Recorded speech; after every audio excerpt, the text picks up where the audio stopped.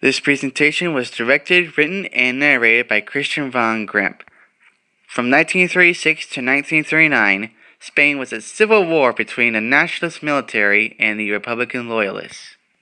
The nationalists were led by General Francisco Franco, a fascist military leader who was striving to become the dictator of Spain. Franco and the nationalists received military support from Benito Mussolini and Adolf Hitler, both rising dictators in Europe.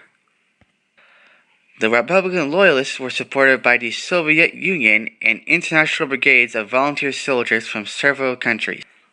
Despite heavy resistance from the loyalists, the war took a turn for the worse in 1939 when the Soviet Union pulled out. Franco quickly defeated the loyalists and became dictator of Spain that same year. He remained in power until 1975 after death. The big question is, what if Franco failed to win the war? What if Spain stayed a republic and the nationalists have been driven back? The first thing that might have happened was that Germany may have doubted their own military prowess, which may have postponed World War II.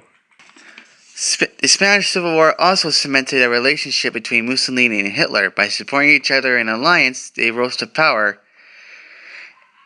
The loss will have softened this alliance and may have caused a tension because of blame of each other, saying why did they lose the war? When nationalists won, Germany was able to analyze the reaction of the world powers to see who was ready for war. The victory caused them to assume that Russia was not ready for war, and America didn't care. They wanted to stay out. Germany also analyzed that other countries were primed for attack because they weren't paying attention, or they lacked the military power to help. Nations. Also, the Spanish State Republic may have caused them to be an ally of the allies. They would have opposed Hitler and maybe would have stopped him against such a foothold in Europe. All in all, the Spanish Civil War was a major cause for World War II because it brought most of the world's major powers onto a battlefield. Alliances were made, and the Axis powers were born.